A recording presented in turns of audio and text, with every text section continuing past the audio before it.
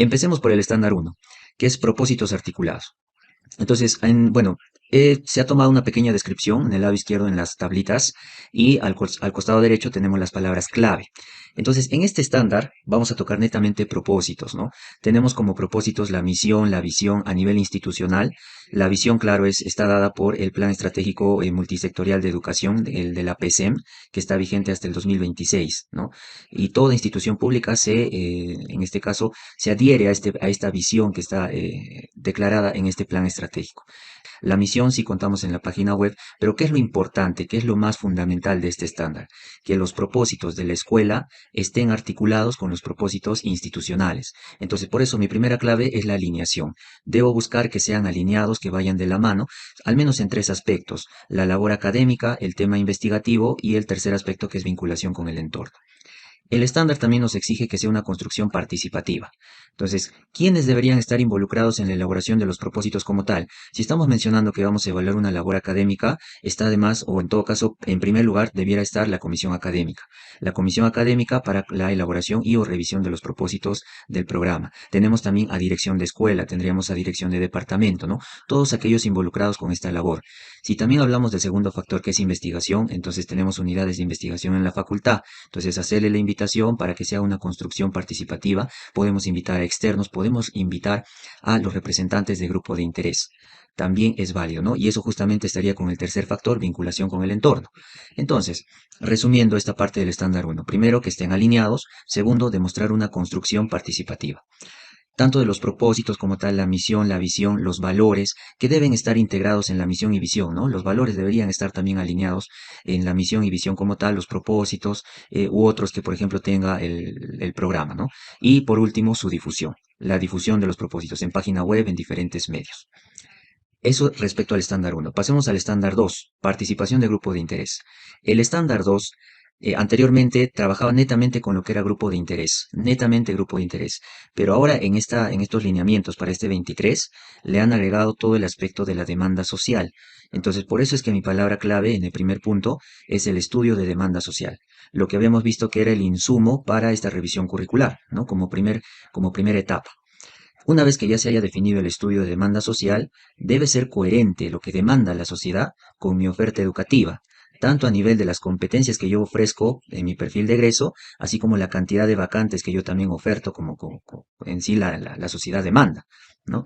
Y finalmente, esta parte del estándar 2 también involucra lo que es la participación de grupo de interés y evaluarlos, ¿no? Siempre debe haber criterios de priorización de por qué siempre hay un grupo de interés que de repente tenga un poco mayor de relevancia, alguna caracterización, el tema de idoneidad, ¿no? Del grupo de interés. ¿Qué pasaría si, por ejemplo, tenemos 40 miembros en el grupo de interés, los citamos a reunión y solamente vienen 10, ¿no? Mandamos a una segunda reunión de grupo de interés y siguen viniendo los 10. Entonces, ahí, por ejemplo, no estarían participando a aproximadamente 30 personas, 30 representantes del grupo de interés. Entonces, bajo esa excusa, bajo ese escenario, nosotros podríamos renovar el grupo de interés, ¿no? De hecho, lo que deberíamos hacer, renovamos por la inasistencia que ha demostrado este representante, ¿no? Y eso, por ejemplo, también justificarlo. Ahora, ¿qué pasaría de esos 10 invitados? Solamente 2 o 3 me participan en la reunión, ¿no? Entonces, bajo la misma mecánica, también, o sea, hacerles la consulta. De repente no van a tener la participación en ese mismo momento de la reunión, quizás lo pueden enviar en algún documento, ¿no? Pero si aún así no hay participación, a pesar de brindarle otros medios, también se debe hacer esa renovación, ¿no? Entonces, estoy viendo que no participa, viene a la reunión, pero no, finalmente no me da aportes o las necesidades o sus expectativas como tal. Entonces, todo lo que es grupo de interés o vinculación, el estudio de demanda, es el estándar 2. Pasemos al estándar 3. Revisión periódica y participativa de las políticas y los objetivos. Entonces, como primera palabra clave, bueno, que el programa debe revisar sus políticas y las políticas, ¿no? Como por ejemplo tenemos en el sistema de gestión de la calidad, tenemos la política de calidad. Y esa política de calidad orienta el trabajo de toda la oficina de gestión de la calidad de la universidad. Entonces, bajo ese ejemplo, las políticas que tenga la escuela que pueda desarrollar, ¿no? Igual orienta todos los planes de trabajo que tiene, en este caso, el programa de estudios.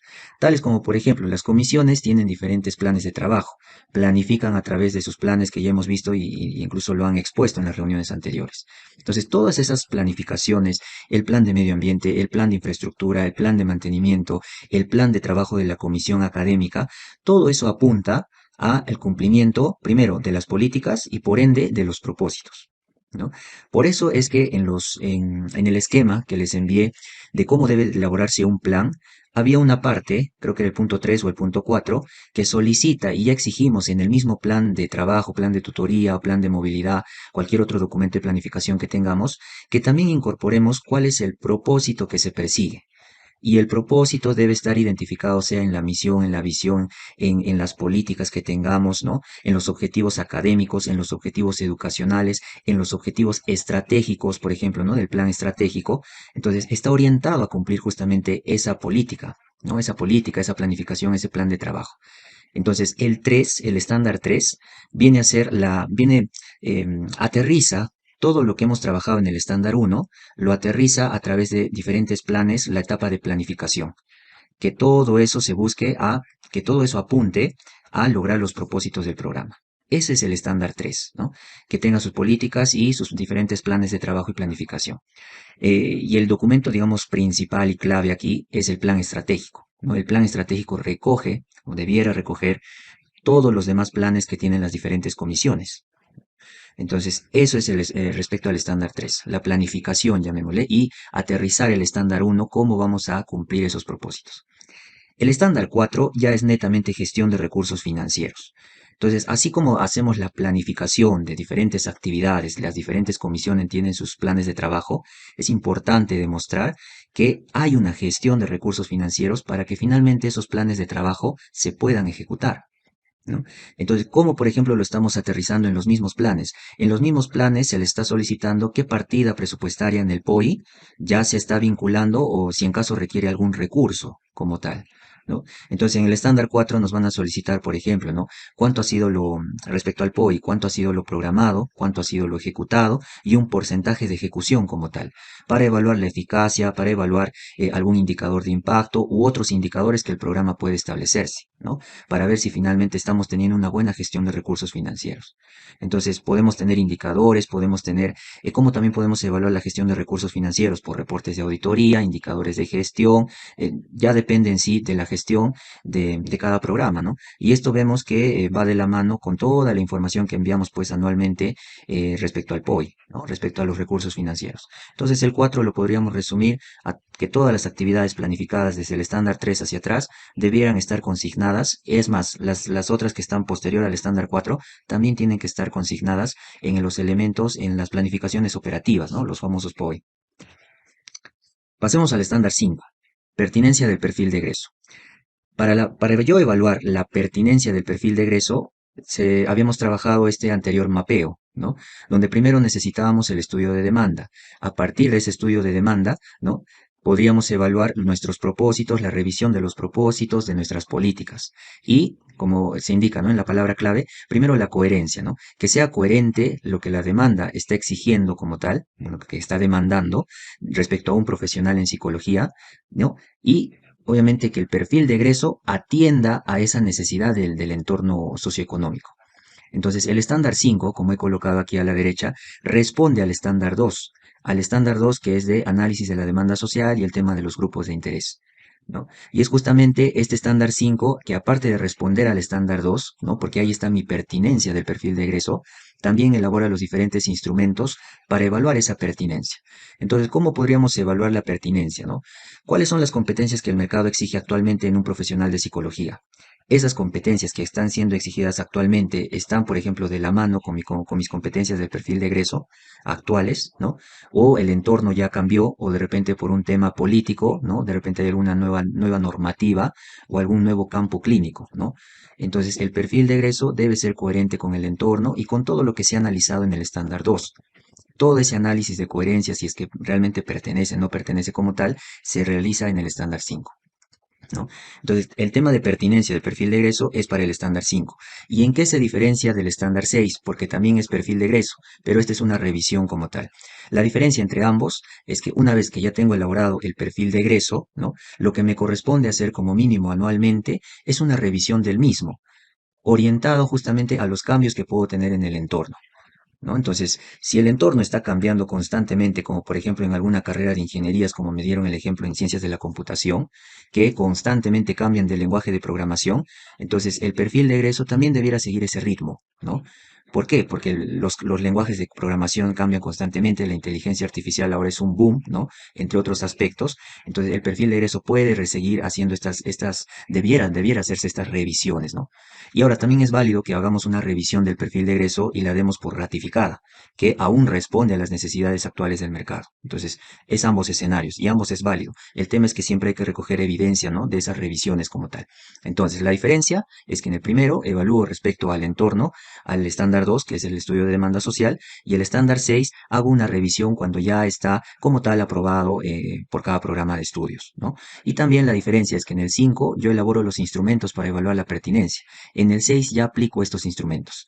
Aplico los instrumentos de pertinencia, aplico los instrumentos, por ejemplo, para evaluar el perfil de egreso, coherencia frente al entorno socioeconómico, frente a otros aspectos. Si, por ejemplo, es coherente con los propósitos, con las políticas, ¿no? Entonces, hay diferentes alineaciones que están en los lineamientos de evaluación 2022.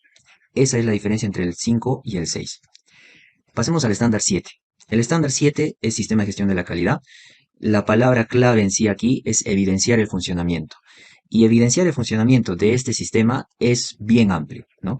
Empecemos por el tema de la política de calidad, empecemos por los objetivos de calidad, empecemos por esta gestión por procesos, el enfoque por procesos que se inició en la universidad, que ha sido, la verdad, un arduo trabajo, pero poco a poco se está implementando y se está mejorando, ¿no? El tema es de que hay muchos de como el enfoque del sistema de gestión de la calidad de la universidad está enfocado bajo la ISO 9001, la 9001 siempre hace mención que todo el trabajo, que todo el monitoreo, ¿no? El liderazgo incluso siempre es de la alta dirección y de los dueños de proceso. Entonces, cuando se implementó, se ubicó, se identificó a los diferentes dueños de proceso, tales como dirección de escuela, dirección de departamento, en algunos casos algunas unidades de facultad, ¿no? Y se empezó a levantar procedimientos con ellos. Pero el tema es de que no llegaba la difusión al docente como tal, y hay muchas escuelas que tienen el estándar 7 con docentes a cargo, ¿no? Entonces, no siempre se tiene ese conocimiento, es más, en algunos programas me indicaban que los docentes ni siquiera tenían acceso al sistema de gestión a poder revisar el mapa de procesos o los procedimientos como tal, ¿no? Pero ahora ya no, ahora ya el tema ya se está enfocando más el sistema de gestión a que también esté vinculado con lo que requerimos nosotros en acreditación. Inicialmente se quería certificar el sistema de gestión bajo la ISO 9001, pero bueno, no hemos tenido luz verde en ese sentido respecto a la oficina de calidad, pero sí se va a adaptar y las futuras auditorías también van a ser en base a los estándares del modelo de acreditación, ¿no? Y obviamente también evaluar todos los procedimientos que tienen a cargo las diferentes escuelas y diferentes direcciones de departamentos. Entonces, ¿qué es lo importante de este sistema, no? Cuando yo les hago mención que realmente el enfoque por procesos, los procedimientos, todo eso tiene que ser primero difundido y también no solamente el tema de la difusión, que también sea asimilado hasta incluso por el estudiante, porque él también es mi parte interesada, según la ISO 9001, ¿no? El entorno también es mi parte interesada. Entonces, en nuestro sistema actualmente, ¿qué tenemos? Tenemos diferentes procedimientos, tenemos procesos y nos evaluamos a través de auditorías internas. Entonces, participando de esas auditorías, evaluamos justamente el funcionamiento del mismo, ¿no? Y ahí justo ya depende de esas auditorías si nos encuentran alguna no conformidad, observaciones. El estándar 7 alimenta a los diferentes estándares, porque hay procedimientos, claro que nos faltan procedimientos, pero los que ya tenemos se pueden ir ubicando en diferentes estándares, ¿no? Tales como, por ejemplo, gestión de sílabos, tenemos en dirección de departamento, tenemos también indicadores como, por ejemplo, porcentaje de deserción, porcentaje de titulados, ¿no? Que también lo evalúa, por ejemplo, escuela, entre otros. Entonces, es importante que tengamos conocimiento porque el 7 es la base para todo el sistema, no solamente de calidad, sino también de acreditación. Es bastante amplio el estándar 7. Y el estándar 7 va de la mano con el estándar 8. El estándar 8, primera palabra clave, definir. Definir los planes de mejora. Primero yo debo identificar como dueño de algún estándar qué mejora necesito en ese estándar. ¿Para qué? Para que luego esos planes se prioricen bajo ciertos criterios. Entonces, si por ejemplo, ahorita estamos en plena etapa de revisión curricular, si el plan de mejora apunta a mejorar esa revisión curricular, debiera ser una prioridad alta, ¿no? Entonces, esa actividad, ¿no? Que sería la segunda parte, me permitiría ya dar la ejecución como tal. Si es una prioridad alta, ya debería estar en ejecución, ¿no? Y durante esa ejecución, ¿no? Siempre se tiene que hacer un monitoreo. Monitoreo qué tanto se está avanzando de su plan de mejora planificado, ¿no? ¿Está un 50, un 70, un 80 o ya fue finalizado? El monitoreo nos permite hacer esos controles. Finalmente, tenemos los resultados del plan de mejora. Si, por ejemplo, vamos a hacer un estudio de demanda con algún servicio tercero, el resultado va a ser el estudio de demanda como tal, como documento, ¿no? Y casi la última parte es la evaluación. Evaluar si realmente ese plan de mejora del estudio de demanda, por ejemplo, con un tercero, realmente me ha resuelto el problema que yo tenía en el estándar 2 y si me ha cumplido todo lo que yo necesitaba en ese estándar, ¿no? Entonces, evaluamos, y no solamente para el estándar, también podríamos evaluar si finalmente con eso he cumplido algún propósito. Y claro que sí, porque en el tema del labor académico es importante tener ese estudio de demanda para poder evaluar toda mi revisión curricular, porque es el primer insumo, ¿no? Entonces, la evaluación se puede hacer por eficacia, incluso el logro del objetivo. ¿Qué objetivo estratégico, por ejemplo, estaríamos logrando con el estudio de demanda o con otra actividad que se haya planificado, ¿no? Entonces, el plan de mejora es justamente eso, y con estos planes de mejora se cierra la etapa del ciclo de mejora continua. Porque este plan de estudios primero debe ser flexible. Bueno, otorgar cursos selectivos, no solamente el tema de electivos, que el estudiante también pueda elegir algún grupos, ¿no? Grupos en los que va a desarrollar su semestre académico, que tenga la posibilidad de elegir algunos docentes también, y eso es el tema de los grupos, ¿no? Que también le demos flexibilidad en el sentido de que puedan convalidar créditos, ¿no? Entonces, todos esos aspectos van en el tema de flexibilidad. Y los componentes mínimos, ¿no? ¿Cuáles son los componentes mínimos? Que en la mayoría cumplimos, ¿no? Que haya cursos, asignaturas, perdón, orientadas a una base científica y humanista, con sentido de ciudadanía y responsabilidad social, y que consideren una práctica preprofesional, ¿no? Esas son las características mínimas de un plan de estudios como tal. Entonces el 9 es en sí el plan de estudios, que ya lo tengo como producto, que debo evaluarlo, debo actualizarlo, y el 10 es que ese plan de estudios tenga electivos y que tenga los componentes mínimos descritos. El estándar 11 ya va a... ¿Cuál es la palabra clave? La palabra clave aquí en este estándar es primero es el perfil docente, ¿ya? De ahí pasamos a las estrategias para lograr las competencias, que viene a ser la planificación de todo el tema de medición de competencias y los mecanismos de evaluación. Entonces, aquí en el estándar 11 ya se define los instrumentos que vamos a utilizar para evaluación de las competencias. ¿Y por qué vemos el perfil docente? Porque en base a este plan de estudios, yo puedo identificar las competencias que requiere cada uno de los cursos y alinearlos con las competencias que necesita ese perfil docente, ¿no? Entonces, el perfil docente debe cumplir con las competencias orientadas al enfoque por competencias, ¿no? Por eso es que también es un insumo para este estándar, el perfil docente por asignatura, ¿no? Entonces, el estándar 11 está muy de la mano con el estándar 33, pero en el estándar 11 podemos hacer la diferenciación que aquí se planifica, ¿no? Se planifica toda la evaluación por competencias y también se hace un mapeo como tal, ¿no? Entonces, aquí definimos nuevamente el perfil docente, las estrategias para lograr las competencias y los mecanismos de evaluación.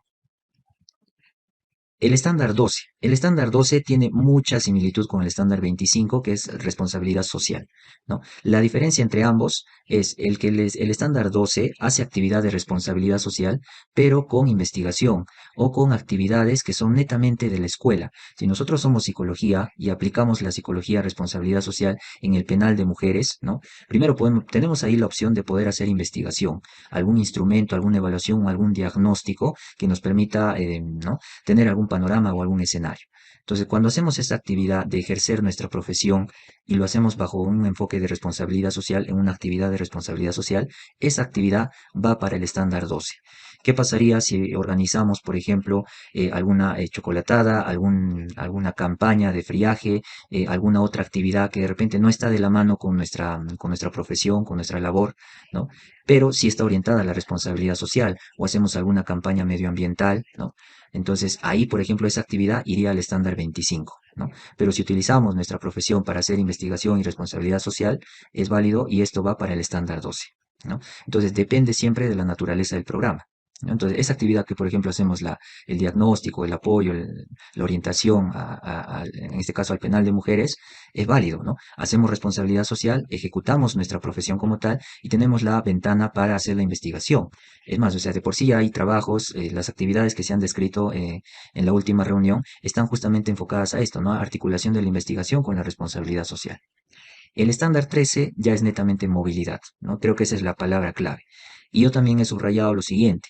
Primero es mantener los convenios de movilidad que tengamos vigentes y hacer uso de ellos, ¿no? Entonces, se ha conversado con la oficina, por ejemplo, de movilidad, de que hay muchos convenios que más favorecían al área de ingenierías y no tanto al área de sociales, ¿no? Entonces, y en el área de sociales son muy particulares y solamente aplicaban a ciertas carreras. Entonces, que ya se fomente que cada escuela pueda tener pues una movilidad orientada a su programa de estudios, ¿no? Mantenerlo y justamente hacer uso de ello.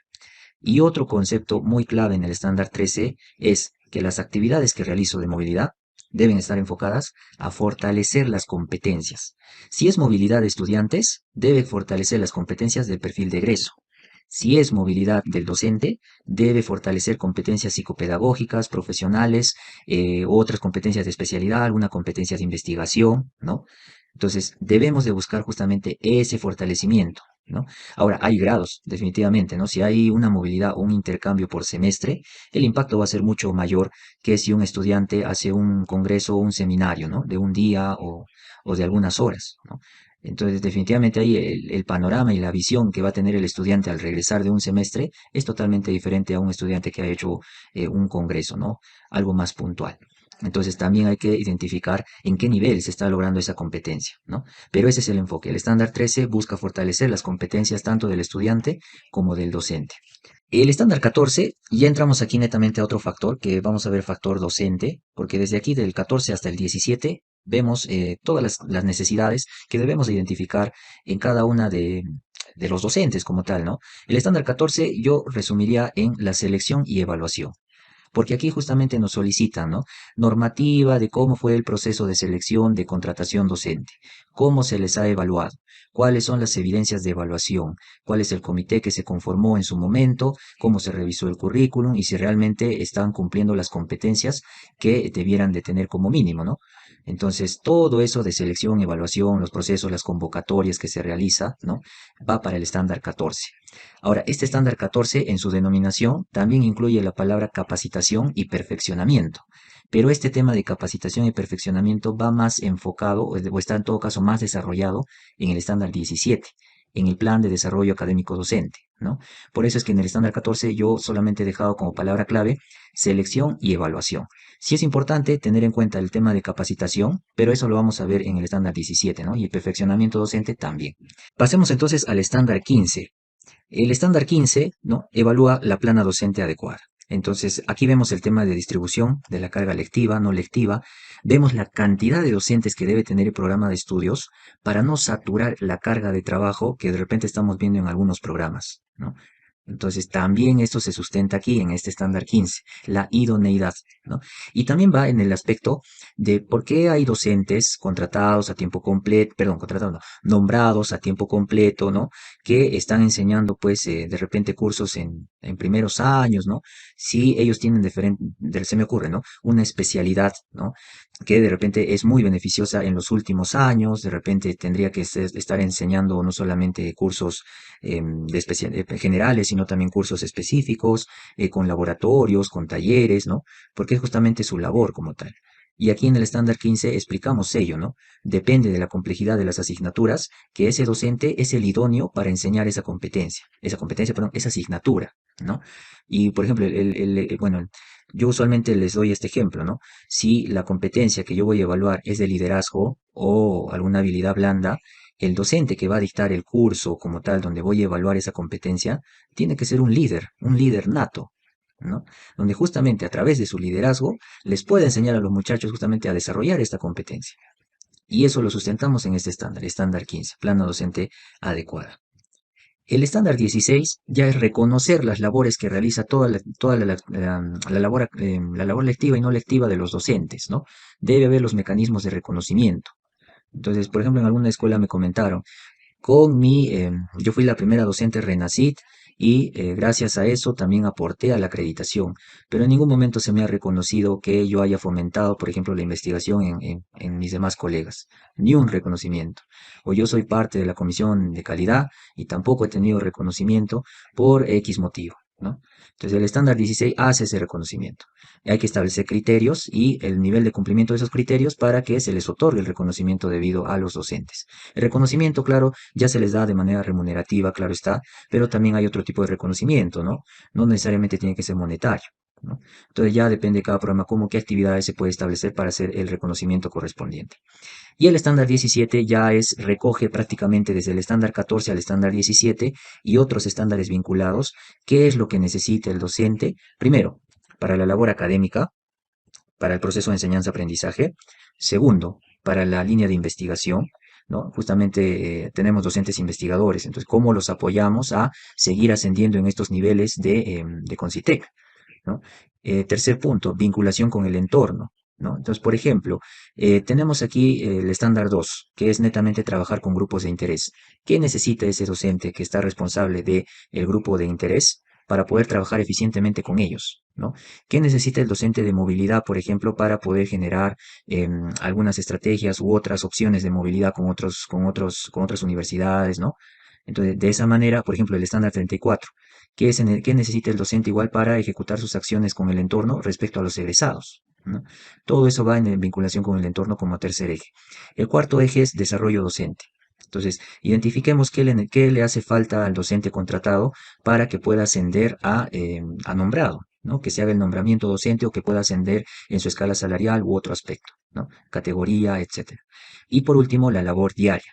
Entonces tenemos docentes que primero forman parte de diferentes comisiones y para formar parte de esa comisión también deben de recibir una orientación para ejecutar las actividades que realizan en esa comisión. La comisión académica debe estar totalmente fortalecida en aspectos académicos, elaboración de competencias, tanto del perfil de egreso como del perfil de ingreso, elaboración de rúbricas u otras herramientas, ¿no? Ese tema es la labor diaria. Si, por ejemplo, hay algún docente que también es, digamos, una autoridad en alguna otra dependencia, no solamente de facultad, de repente a nivel institucional, igual, darle el soporte que es lo que necesita para hacer su labor diaria, ¿no? Siempre y cuando, claro, está ceñido este tema al presupuesto disponible, ¿no? El estándar 17. Entonces, no es solamente capacitación, ojo, es labor académica, investigación, vinculación, entorno, y no solamente es, como indicaba, no capacitación, sino también podemos hacer actividades vinculadas a mejorar el desarrollo del docente, de repente actividades de difusión de las movilidades para investigación u otras actividades que estén de la mano con la actividad de los docentes, ¿no? La labor diaria. Y el estándar 18 ya es la admisión. Ya pasamos aquí el tema de docentes y vemos el proceso de admisión.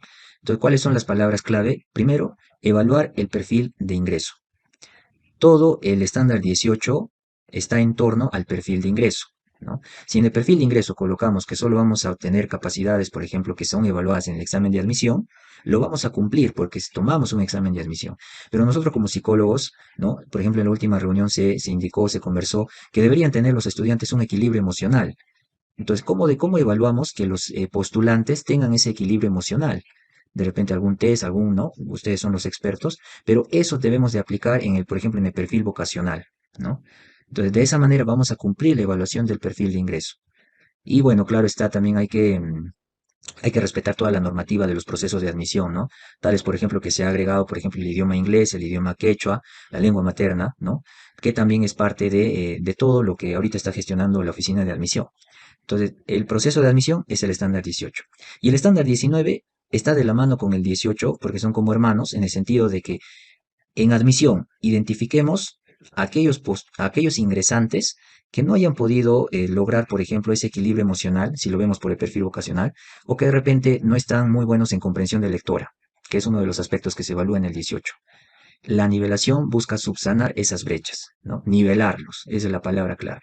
Entonces necesitamos, por ejemplo, para el 19, los resultados de los exámenes de admisión, tanto del examen de admisión y del perfil vocacional, ¿no? Para evaluar qué es lo que les falta, ¿no? Ahora, dependiendo a mi perfil de ingreso, si por ejemplo ponemos alguna competencia vinculada a que tenga habilidades comunicativas, en el proceso de admisión, de nivelación, debiéramos hacer la nivelación enfocada a esas habilidades comunicativas, oratoria u otras actividades que pudiéramos necesitar como insumo para que desarrolle su plan de estudios.